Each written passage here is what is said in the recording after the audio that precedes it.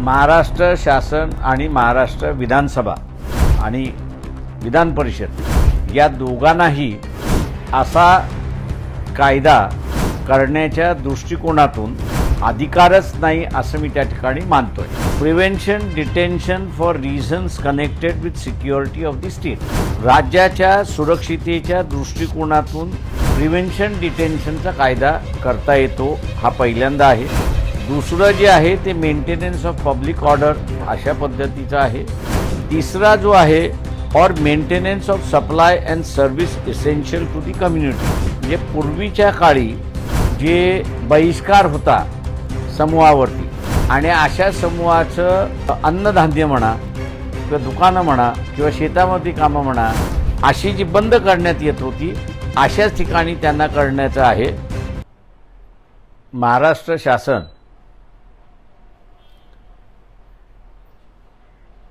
हे आता स्वतःला केंद्र शासन समजायला लागले अशी असणारी परिस्थिती आहे। सुरक्षा बिल ज्यांनी जे आणलेलं आहे हे सुरक्षा bill prevention of detention act जो आहे UAPA आपण ज्याला म्हणतो त्याची डुप्लिकेट कॉपी आहे असं मी त्या ठिकाणी मानतोय। पण दुर्दैवाने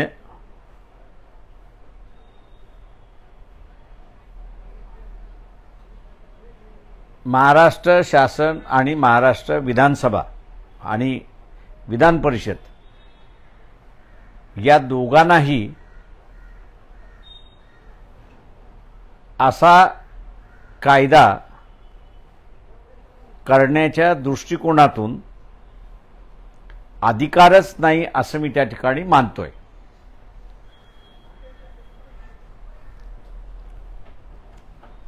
कन्करंट लिस्ट जी आहे 7वी अनुसूचित संविधानाला जोडलेली आहे त्याच्या 3 प्रमाणे prevention detention for reasons connected with security of the state म्हणजे राज्याच्या सुरक्षितेच्या दृष्टिकोनातून प्रिव्हेन्शन डिटेन्शनचा कायदा करता येतो, हा पहिल्यांदा आहे। दुसरं जे आहे ते मेंटेनन्स ऑफ पब्लिक ऑर्डर अशा पद्धतीचा आहे। तिसरा जो आहे और maintenance of supply and service essential to the communities म्हणजे पूर्वीच्या काळी जे बहिष्कार होता समूहावरती आणि अशा समूहाचं अन्नधान्य म्हणा किंवा दुकानं म्हणा किंवा शेतामध्ये कामं म्हणा अशी जी बंद करण्यात येत होती अशाच ठिकाणी त्यांना करण्याचं आहे। ह्या 3 गोष्टींवरतीच त्यांना असणार आहे।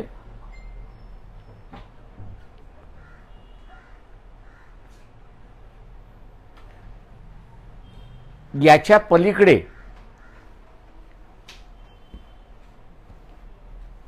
राज्य शासनाला कुठलाही कायदा करण्याचा अधिकार नाही। आता पहिला विषय जर आपण घेतला सिक्युरिटी ऑफ द स्टेट असं आपण त्या ठिकाणी म्हटलं तर आत्ताचा नवीन कायदा जो आहे BNSS आणि BNS म्हणजे जुना लोकांच्या तोंडामध्ये तोच आहे क्रिमिनल प्रोसिजर कोड आणि इंडियन पेनल कोड या 2 गोष्टी अगोदरच कायद्याने बंदिस्त करण्यात आलेल्या आहेत आणि सुरक्षितेच्या दृष्टिकोनातून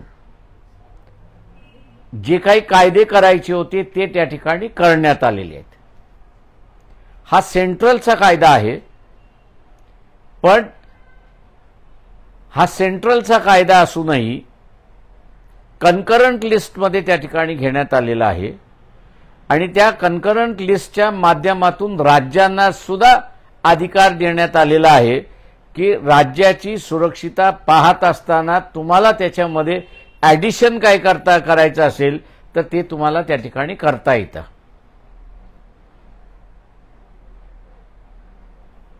राहिला प्रश्न या ठिकाणी दोन गोष्टींचा आहे. एक म्हणजे प्रिव्हेन्शन म्हणजे काय. प्रिव्हेन्शन म्हणजे थांबवतं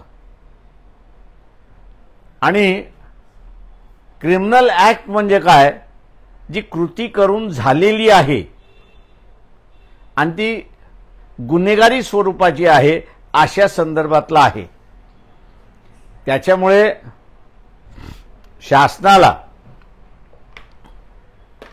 प्रिव्हेन्शन करायचं असेल तर हे प्रिव्हेन्शन राज्याची सिक्युरिटी, आता राज्याची सिक्युरिटी जी आहे म्हणजे राज्य एकत्र ठेवणं हा त्याच्यातला असणारा भाग आहे असं मी त्या ठिकाणी मानतो. आता ही राज्याची सिक्युरिटी कुठच्या पद्धतीने म्हणजे पब्लिक सिक्युरिटी ज्याला म्हटण्यात आलेलं आहे, राज्याची सिक्युरिटी म्हणजे सिक्युरिटी ऑफ द स्टेट असं जे म्हटलेलं आहे हे कुठेही त्या कायद्यामध्ये डिफाईन करण्यात आलेलं नाही. त्याचं ज्याला म्हणता येईल की त्याची व्याप्ती काय, कुठच्या ऍक्शनला ही राज्याच्या सिक्युरिटीला धोकादायक आहे अशी जी नियमावली पाहिजे होती ती नियमावली या कायद्यामध्ये नाही अशी मी त्या ठिकाणी मानतो. दुसरं, प्रिव्हेन्शन करण्याचा जो अधिकार त्या ठिकाणी देण्यात आलेला आहे तो सामाजिक स्वरूपाचा आहे आणि तो सामाजिक स्वरूपाचा बंधन म्हणजे मी जसं म्हटलं की बहिष्कार कुठल्या तरी समूहावरती, सामुदायिक त्या समूहावरती असणारा दंड लावणं, अशा ज्या स्वरूपाचे जे गावामध्ये म्हणा किंवा शहरामध्ये म्हणा किंवा ज्याला आपल्याला म्हणता येईल की भ्रूण हत्यासारखे असणारे जे इश्यूज आहेत त्याचा कुठेही उल्लेख या ठिकाणी करण्यात आलेला नाही. किंवा जे डॉक्टर्स आहेत सेक्स टेस्ट करतात त्यांना असणारं प्रिव्हेन्शन करण्यासाठी जी तरतूद पाहिजे तीही तरतूद या ठिकाणी दिसत नाहीये. त्याच्यामध्ये एकच दिसतंय ते म्हणजे अर्बन नक्षल. आता तुम्ही अर्बन नक्षल कोणाला म्हणणार, हाही त्याच्यातला महत्वाचा भाग आहे असं मी त्या ठिकाणी मानतोय. अर्बन नक्षल जो दंगल करणार त्याला तुम्ही म्हणणार आहात का, किंवा जे आज पूर्णपणे RSSच्या वेबसाईटवरती किंवा इतर वेबसाईटवरती पंतप्रधान नरेंद्र मोदी आणि मोहन भागवत AK-47 किंवा त्याच्यासारख्या असणाऱ्या AK-84 किंवा टॉमी गन्स यांची पूजा करताना जे दिसतात आहेत, मिलिटरीमध्ये सुद्धा AK-47 ची ट्रेनिंग मिलिटरीच्या अर्ध्या लोकांना दिल्या जाते, अर्ध्या लोकांना दिल्या जात नाही. टॉमी गन्सचा वापर जो आहे ज्याला प्रशिक्षण दिलेलं आहे त्यालाच त्याचा असणारा वापर करता येतो, इतर कोणालाही वापर करता येत नाही. अशा अनेक त्या पूजेमध्ये असणाऱ्या ज्या वस्तू आहेत त्यांचा मी असणारा उल्लेख करू शकतो. शास्त्राला माझं म्हणणं असं आहे की हे पूजा करणारे जे आहेत त्यांच्या विरोधात तुम्ही असणारा त्यांना अर्बन नक्षलवाद म्हणणार आहात का.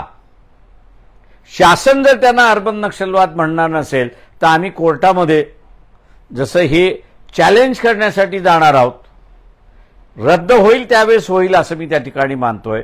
पण त्याच्या अगोदर आम्ही असणाऱ्या नागरिकांना म्हणणार आहोत की हे जे पूजा करणारे जे आहेत, सशस्त्राची पूजा करणारे जे आहेत हे अर्बन नक्षलवाद आहे आणि म्हणून या कायद्याखाली त्यांच्यावरती केसेस दाखल करा, हा सुद्धा स्टँड आम्ही असणारा त्या ठिकाणी घेणार आहोत.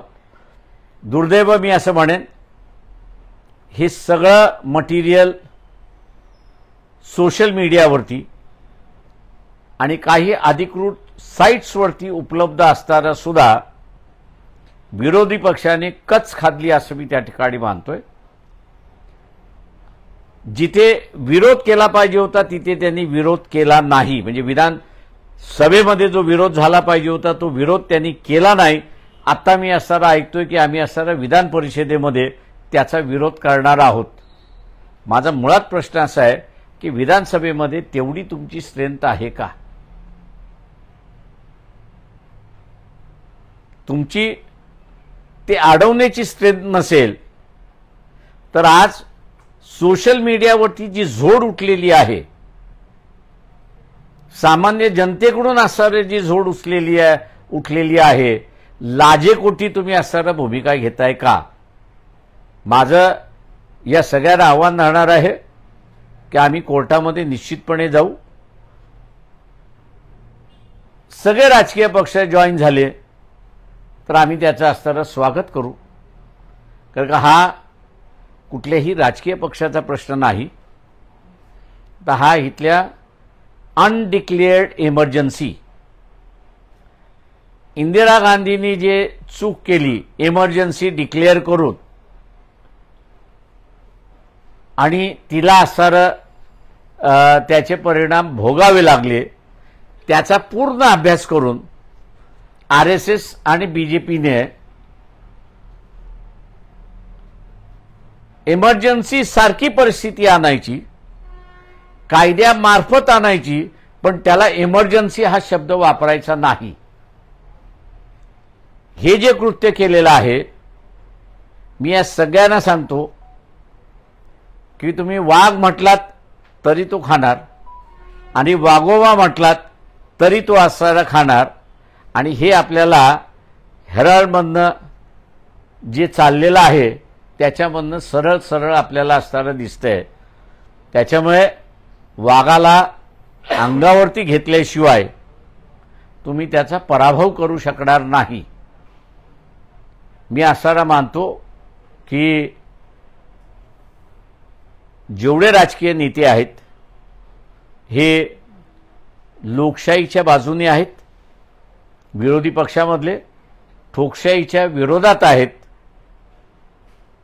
आणि म्हणून हे सगळे या लढ्यामध्ये आम्हाला सहकार्य देतील अशी अपेक्षा मी त्या ठिकाणी बाळगतो. आपण आता विचार. अच्छा बता दे. महाराष्ट्र विधानसभा में जो जन सुरक्षा कानून ले आए हैं वो कानून और कुछ नहीं है, लेकिन यूएपीए जो है, prevention of unlawful activities act 1969 का जो है, उसका ये रेप्लिका है और कोई इसमें नया एडिशन मुझे दिखाई नहीं देता है. इस कानून के मुताबिक राज्य सरकार को जो है वो कंकरेंट लिस्ट के अंदर, क्योंकि यूनियन लिस्ट के अंदर जो है वो केंद्र को अधिकार है कानून बनाने का, लेकिन उसके साथ साथ कंकरेंट लिस्ट जो है, 7वीं सूची जो है, उसमें राज्यों को भी अधिकार दिया है केंद्र सरकार के साथ साथ, लेकिन उसकी परिसीमा जो है वो परिसीमा डिफाइन की है. वो परिसीमा एक है कि अगर राज्यों में कोई अशांति हो रही है तो उसके लिए आप कानून बना सकते हो.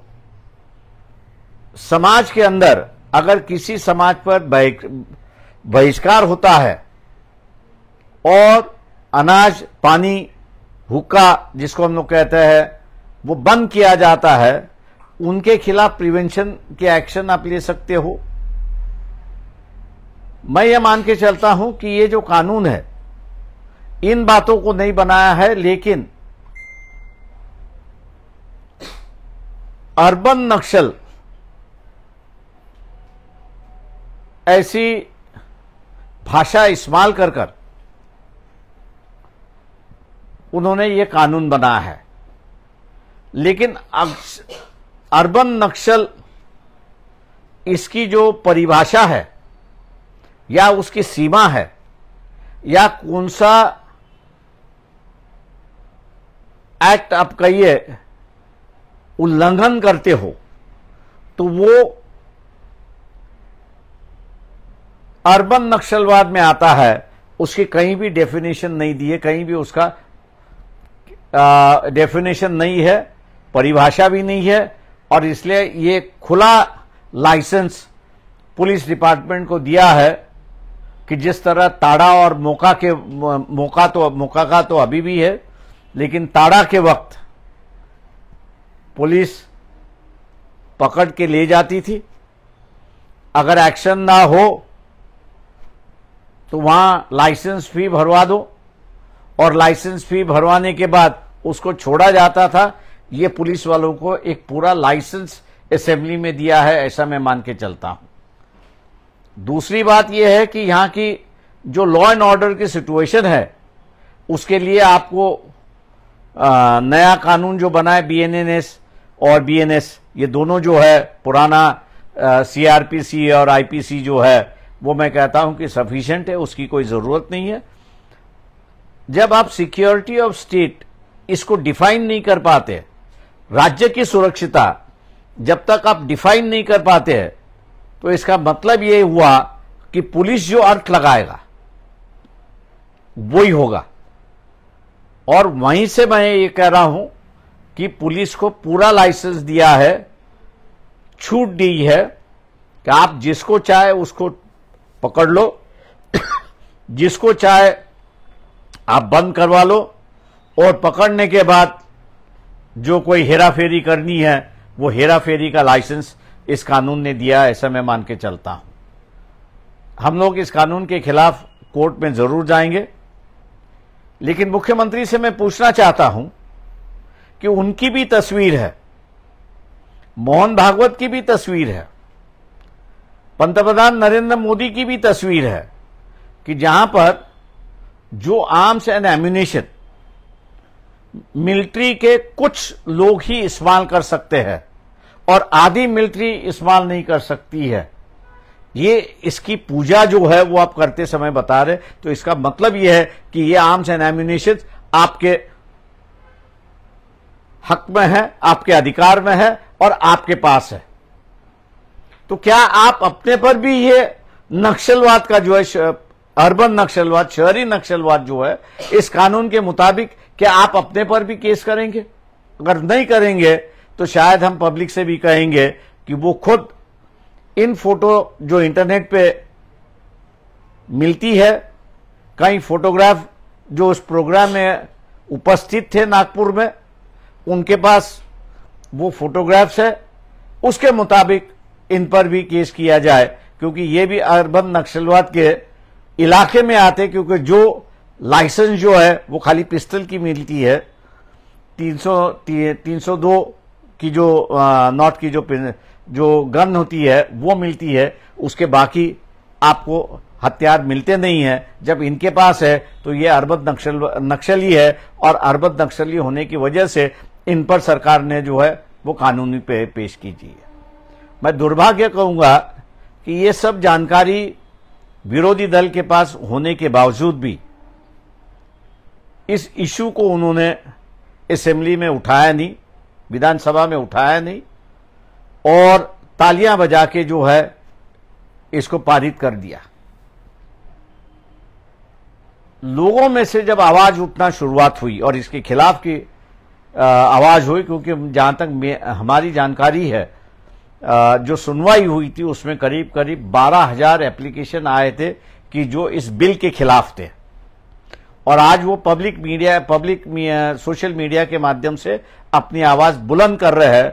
तो मैं ये सुन रहा हूं कि विधान परिषद में ये जब बिल आएगा तो उसको हम लोग विरोध करेंगे। मैं ये मान के चलता हूं कि एक नौटंकी है, और नौटंकी इसलिए कह रहा हूं कि क्या विधानसभा में आपके पास इतनी संख्या है, क्या आप इसको रोक पाएंगे? इस नौटंकी के बजाय मैं सभी विरोधी दल से आग्रह करता हूं, जो पिटीशन हम लोग दाखिल करेंगे उसके साथ में आप सहयोग दीजिए। आपकी पार्टी भी वहां पर उस पिटीशन को अपनी पार्टी की ओर से दाखिल करे और ये कानून अनकॉन्स्टिट्यूशनल है, संविधान के खिलाफ है, ऐसा निर्णय हाईकोर्ट से लेने की कोशिश करेंगे। अगर इनमें वो शामिल हो जाते हैं तो मैं मान के चलता हूं कि सरकार को झुकना होगा और इस कानून को खारिज करना होगा। सर, जिस प्रकार आज आपने विस्तार से ये बात रखी, लेकिन हाउस में अपोजिशन उस तरीके से नहीं अग्रेसिवली बात कर पाया इस मुद्दे पे, तो क्या आपकी अपोजिशन से कोई बात हुई है इस मैं ये कहूंगा कि जो एक सवाल और ऐड कर देता हूँ कि विपक्ष के लोग भी जो है ये जब बिल की कमेटी बनी थी तो उसमें विपक्ष के लोग भी थे, जितेंद्र आव्हाड भी थे, तो क्या आप लगता है कि विपक्ष के लोग भी इस कमेटी में थे और तब भी अपोज नहीं करना? देखिए, जहां तक ये बिल की जब चर्चा शुरुआत हुई तो पार्टी की ओर से 9 पेज की जो आप लोगों को भेजी है वो सभी पार्टियों को दी गई थी। जितने सदस्य थे उनको भी ये नोट भेजी गई थी और उनसे ये आग्रह किया गया था कि आप इन मुद्दों को लेके सरकार से स्पष्टीकरण मांगिए। लेकिन उस कमेटी का जो दौरा है, आप कह रहे हैं कि नहीं हम लोग ने विरोध किया लेकिन रिकॉर्ड पे नहीं लिया, ऐसा मैं सुन रहा हूं। अगर उनकी बात सही है, ऐसा मैं मान के चलता हूं, तो उसका रिफ्लेक्शन जो है वो विधानसभा में दिखानी है। तो इसलिए किस बात को माने और किस बात को ना माने, ये मेरे ख्याल से सबसे बड़ा सवाल खड़ा होता है हमारे सामने। तुम्ही म्हणता आहात की याच्यामध्ये स्त्री भ्रूण हत्या असेल किंवा सामाजिक बहिष्कारासारखे जे मूळ मुद्दे आहेत, जे आवश्यक आहेत, त्याचा अंतर्भाव दिसत नाहीये आणि फक्त शहरी नक्षलवाद ज्या पद्धतीनं बंबार्डिंग केला जातोय, तर काय याच्या मागची मानसिकता काय आहे? माझं म्हणणं असं आहे की शहरी म्हणजे शहरामध्ये कुठेतरी फायरिंग झाली आहे का पोलीस आणि समूहामध्ये, तर आपल्याला कुठेही दिसत नाही। म्हणून आम्ही असं म्हणालो की शहरी नक्षलवाद म्हणजे नेमकं काय? तुम्ही ट्रेड युनियन यांचा मोर्चा काढणार, त्याला तुम्ही अर्बन नक्षलवाद म्हणणार का? एखाद्या राजकीय पक्षाने एखाद्या प्रश्नावरती लढा उभा केला, त्याला तुम्ही नक्षलवाद म्हणणार का? किंवा शेतकऱ्यांनी इथला असणारा भाव मिळत नाही आणि त्याच्या विरोधात त्यांनी आवाज उठवला तर त्याच्यामध्ये आहे का? किंवा उद्या इथे असणारा जो याचा कायदा आहे मनी लेंडरचा, त्या प्रमाणात कारवाई झाली पाहिजे ही मागणी घेऊन आल्यानंतर तुम्ही त्यांना असणारा अर्बन नक्षलवाद ठरवणार आहात का? नेमकं कोणाला तुम्ही अर्बन नक्षलवाद ठरवणार आहात? ज्याच्याकडे आर्म्स अँड ॲम्युनिशन आहे त्याला तुम्ही नक्षलवाद ठरवू शकता, कारण का तो या राज्याला जो आहे तो उलथून पाहून बघतोय, कायदेशीर मार्गाने नाही तर बेकायदेशीर मार्गाने। आता बेकायदेशीर मार्गाने म्हणजे बेकायदेशीर मार्गाने करायचं असेल तर हत्यारं घेऊनच करावी लागतील। तुम्हाला पहिल्यांदा असणारे यांच्याकडे हत्यारं आहेत की नाही हे पहिल्यांदा सिद्ध करावं लागेल। हत्यारं जी आहेत ती RSS वाल्यांकडे हत्यारं आहेत आणि त्यांनी पब्लिकली असणारं त्या ठिकाणी डिस्प्ले केलेली आहेत की ज्याचे असणारे फोटोग्राफर पण आहेत आणि काही असणारं हे इंटरनेटवरती सुद्धा असणारं मिळतात। त्यांना तुम्ही असणारं नक्षलवादाच्या कारवाई करणार आहात का? हा त्याच्यातला मोठा प्रश्न आहे। मी सगळ्या विरोधी पक्षांना आवाहन करणार आहे की सामान्यातला सामान्य माणूस एखाद्याने मोहन भागवत, देवेंद्र फडणवीस, त्याच्यानंतर नरेंद्र मोदी हे जे पूजा करताना दिसणारी व्यक्ती आहेत, यांच्या विरोधात त्यांनी असणारा कोर्टामध्ये दाद मागितली की ह्यांना अर्बन नक्षलवाद म्हणून डिक्लेअर करा, तर सर्व राजकीय पक्षाने त्या माणसाच्या पाठीमागे उभं राहिलं पाहिजे। तरच खऱ्या अर्थाने तुम्ही विरोधक आहात, नाही तर तोंड देखलेपणा तुम्ही फक्त दाखवलेला आहात, एवढंच फक्त त्याच्यामधलं होईल। म्हणजे दसऱ्याला जे शस्त्रपूजन होतंय, मग हे शहरी नक्षलवादात तुमच्या मतानं? माझ्या मताप्रमाणे काय शेवटी असं आहे की कायद्याने असं म्हणता येतं की तुम्हाला पिस्तल आणि 302 अशी जी गन आहे, या 2 गनचंच तुम्हाला लायसन्स मिळू शकतं. दुसऱ्या हत्याराचं तुम्हाला लायसन्स मिळतच नाही. आणि ती जर तुम्ही बाळगत असाल तर ती बाळगणी इटसेल्फ, म्हणजे ती बाळगणं हेच राज्याला उलथून टाकणं हा त्याचा अर्थ होतो. सर आप एक बहुत वेल नोन जुडिशियरी मेंबर भी है और लेजिस्लेशन मेंबर भी, जिन्होंने बिल लाया वो भी एक लॉयर है और वो भी लेजिस्लेचर मेंबर. तो ये लड़ाई लेजिस्लेचर के थ्रू होगी या जुडिशियल के थ्रू होगी? ये अभी जो है, जब ये विधान परिषद में पारित होगा और 100% पारित होगा, उसमें कोई मुझे दोहरा नहीं है, ये बिल जाएगा हाईकोर्ट में.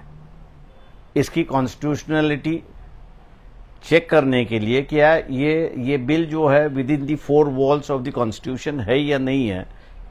जिम्मेदारी है कि जो इसको चैलेंज कर रहा है उसको दिखाने की ये with in the 4 walls of the constitution नहीं है. अगर वो ये सिद्ध कर पाए तो ये बिल खारिज होगा. सर, पुण्यामध्ये काही दिवसांपूर्वी आपण बघितलंय की एक नाटक सुरू होतं आणि त्या दरम्यान ते मी आता ह्याच्यावरतीच बोलणार, दुसऱ्या ह्याच्यावरती नाही. विषयाच्या अनुषंगानं की याचा सगळा जो आता तुम्ही सर्व इतर जे विरोधकांना एकत्र येण्याचं आवाहन केलेलं आहे, याचा पुढचा जो लढा आहे या बिलाच्या विरोधाचा, तो न्यायालयीन लढा कसा असणार? आम्ही